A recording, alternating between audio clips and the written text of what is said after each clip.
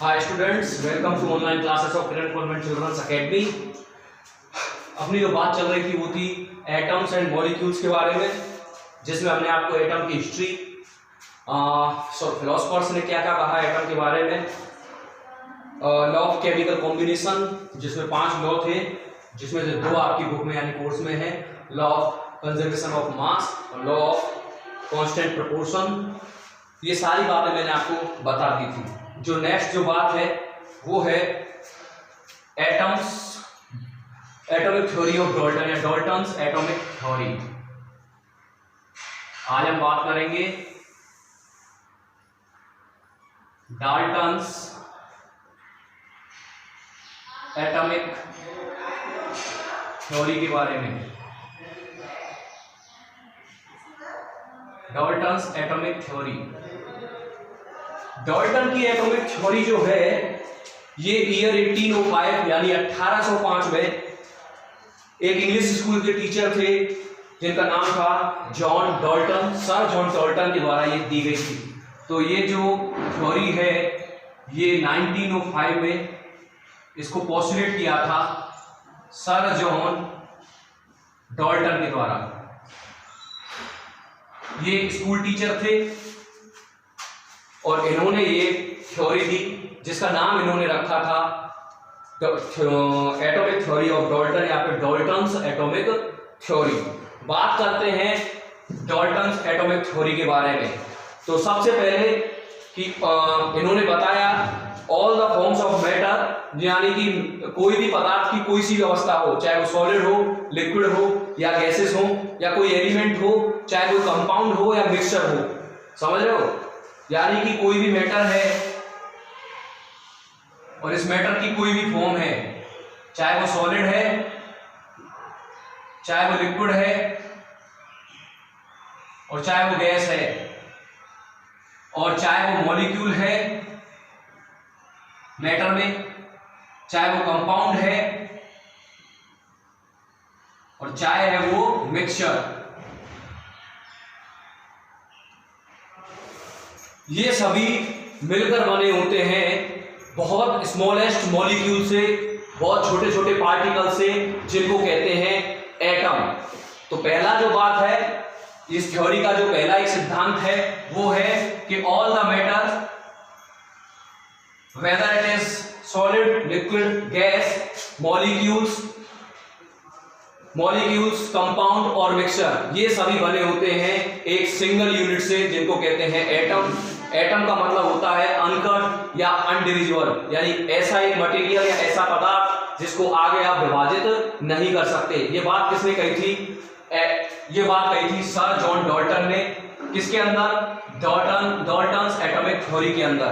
Number second जो बात है, atom can not be created, can not be destroyed, यानी कि एटम को ना तो हम क्रिएट कर सकते, बना सकते हैं किसी भी केमिकल रिएक्शन में, और ना ही हम इसको डिस्ट्रॉय कर सकते हैं। एटम डाल्टन ने बताया अपने एटॉमिक डाल्टन थ्योरी की, डाल्टन्स एटॉमिक थ्योरी में नंबर सेकंड बात इन्होंने कही कि एटम को ना तो क्रिएट किया जा सकता है और ना डिस्ट्रॉय किया जा सकता है किसी भी केमिकल रिएक्शन में। नंबर थर्ड अगर हम बात करें तो थर्ड नंबर की जो बात है, all the form of elements identical, यानी कि जितनी भी फॉर्म है एलिमेंट की, जितनी भी फॉर्म है एलिमेंट की, यानी कोई भी एलिमेंट है वो आइडेंटिकल है, यानी कि एक तरीके के से ही, एक ही मॉलिक्यूल से मिलकर बने होंगे, समझ रहे हो। जैसे कि ऑक्सीजन है तो इसके अंदर सभी किसके मॉलिक्यूल होंगे? ऑक्सीजन के।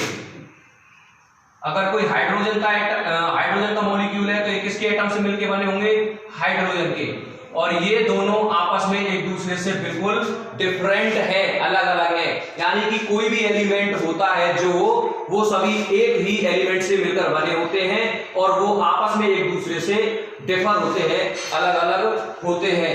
नेक्स्ट जो बात है वो अब नंबर 4 जो आता है डाल्टन की एटॉमिक थ्योरी के अंतर्गत कि एटम जो है एलिमेंट, कोई भी एलिमेंट है, कोई भी एटम है, कोई एलिमेंट है आपके पास, इसका कोई एटम है, फॉर एग्जांपल आपके पास हाइड्रोजन है, जिसका एटम है H, आपके पास ऑक्सीजन है जिसका एटम है O। तो कोई भी एलिमेंट, कोई भी दो एलिमेंट है आपके पास, वो दोनों एलिमेंट आपस में कंबाइन कर सकते हैं और कंबाइन करके एक नया कंपाउंड तैयार किया जा सकता है। पर इसमें एक कंडीशन है कि जब दो एलिमेंट जो मिलेंगे एक नया कंपाउंड बनाने के लिए वो एक निश्चित रेशियो में, डेफिनेट रेशियो में रहेंगे, तभी वो कंपाउंड बनेगा। तो ये सारी बातें कही और इनकी जो प्रॉपर्टी है वो भी सेम रहेगी। ये सारी बातें किसने कही थी? ये सारी बातें आती हैं आपकी डाल्टन्स एटॉमिक थ्योरी के अंतर्गत। ये तो थी एटम की, डाल्टन की एटॉमिक थ्योरी। अब बात करते हैं डाल्टन की एटॉमिक थ्योरी की कुछ ड्रॉबैक्स यानी कमियों की। तो इनके कुछ ड्रॉबैक्स देखेंगे। ड्रॉबैक का मतलब होता है कमियां। इसमें जो फर्स्ट है कि भाई एटम ने कहा था, सॉरी डाल्टन ने कहा था एटम जो है, किसी भी एलिमेंट का जो एटम है वो स्मॉलेस्ट यूनिट होता है, उस पदार्थ का, उस मैटर का स्मॉलेस्ट यूनिट क्या होता है? एटम। लेकिन ये बात सही नहीं है। जब आगे और रिसर्च हुई और आज जब आप मॉडर्न केमिस्ट्री जब आगे मैं आपको पढ़ाऊंगा तब आपको पता चलेगी कि एटम जो है वो सबसे स्मॉलेस्ट यूनिट नहीं होता। एटम कुछ इस तरीके का होता है, इसके अंदर ये न्यूक्लियस होता है और ये एक सर्किल होता है जिसमें इलेक्ट्रॉन सर्कुलेट करते रहते हैं, घूमते रहते हैं और न्यूक्लियस के अंदर पाए जाते हैं न्यूट्रॉन और proton. Proton positive ion, electron negative ion और न्यूट्रॉन पे कोई आयन नहीं होता, ये न्यूट्रल होते हैं, ना तो पॉजिटिव होते हैं ना नेगेटिव होते हैं। सारी बातें मैं आपको डिटेल में समझाऊंगा, अभी बस एग्जांपल के लिए बता रहा हूं। यानी कि एटम के अंदर भी और भी स्मॉलेस्ट यूनिट होती है जो है इलेक्ट्रॉन, प्रोटॉन, न्यूट्रॉन, यानी कि स्मॉलेस्ट सबसे छोटी यूनिट नहीं होता किसी भी मैटर का। और इसको आगे भी डिवाइड किया जा सकता है किसमें? इलेक्ट्रॉन्स में, प्रोटॉन्स में और न्यूट्रॉन्स में।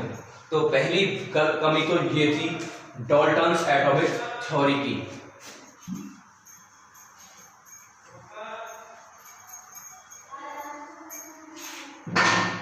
नंबर सेकंड जो इनके ड्रॉबैक थे, इन्होंने बताया डाल्टन ने कि सभी जो एलिमेंट होते हैं उनके जो मास होते हैं वो सेम होते हैं। यानी कि इन्होंने कहा जैसे कि हाइड्रोजन एक एलिमेंट है, इसके अंदर जितने भी हाइड्रोजन के एटम होंगे उनके मास क्या होंगे? सेम होंगे। पर जब मॉडर्न केमिस्ट्री आई यानी कि और फर्दर डिस्कवरीज हुई तब पता चला कि आइसोटॉप नाम की एक चीज होती है। जैसे मैं आपको बता देता हूं, जैसे ये है 1H1, ये है एटॉमिक नंबर होता है, नीचे वाला क्या होता है? एटॉमिक नंबर, यानी जिस संख्या में वो आ रहे हैं, हाइड्रोजन का 1, हीलियम का 2, लिथियम का 3 ऐसे। और ऊपर वाला होता है उनका number of mass, number of mass यानी कि उनका मास जो होता है उसको ऊपर लिख के रिप्रेजेंट किया जाता है। तो आगे जब डिस्कवरी हुई तो पता चला कि हाइड्रोजन में ऐसा भी होता है 1H2 और 1H3, यानी कि हाइड्रोजन के अंदर ही कई हाइड्रोजन तो ऐसे होते हैं जिनका मास 1 होता है, कई हाइड्रोजन ऐसे होते हैं जिनका मास 2 और कई हाइड्रोजन ऐसे होते हैं जिनका मास होता है 3। ये है हाइड्रोजन जिनका मास 1 होता है, उसको हाइड्रोजन कहते हैं, ये ड्यूटेरियम कहलाता है और ये ट्रिटियम कहलाता है। तो ये बात जिनकी गलत निकली कि सभी जो एलिमेंट होते हैं या सभी एलिमेंट होते हैं उनके जो एटम है उनका मास सेम होता है, पर कई ऐसे आइसोटोप है जो होने को तो एक ही होते हैं, उनका एटॉमिक नंबर तो सेम होता है पर उनके मास क्या होते हैं? अलग अलग होते हैं। नेक्स्ट ये भी इनकी एक ड्रॉबैक थी जो कि डाल्टन की जो एटॉमिक थ्योरी है उसकी एक ड्रॉबैक है। नंबर थर्ड की अगर हम बात करें, वही आइसोटोप वाला ही है, यानी कि कई बार ऐसा देखने को मिलेगा आपको एटम के अंदर, एलिमेंट के अंदर, कि वो सेम एटॉमिक नंबर के रहेंगे पर उनके मासेस अलग अलग रहेंगे। तो ये बात थी डाल्टन्स एटॉमिक थ्योरी की। मैं रिपीट कर देता हूं एक बार कि डाल्टन की जो एटॉमिक थ्योरी है इसको पोस्टुलेट किया था 1805 में, और इनको पोस्टुलेट करने वाले साइंटिस्ट का नाम था सर जॉन डाल्टन, और ये एक स्कूल टीचर थे। और इनकी जो एटॉमिक थ्योरी थी उसमें फर्स्ट पॉइंट ये था कि जितनी भी फॉर्म है मैटर की, चाहे वो सॉलिड है, लिक्विड है, चाहे गैस है, चाहे कोई एक एलिमेंट है सिंगल, चाहे वो मॉलिक्यूल है, चाहे वो एक कंपाउंड है या फिर मिक्सचर है। एलिमेंट यानी सिंगल फॉर्म, या कंपाउंड यानी कि जब दो मिल जाते हैं, और मिक्सचर जब बहुत सारे कंपाउंड मिल जाते हैं। ये सभी जो है वो सभी छोटे छोटे पार्टिकल से मिलकर बने होंगे, जिनको एटम कहा है इन्होंने।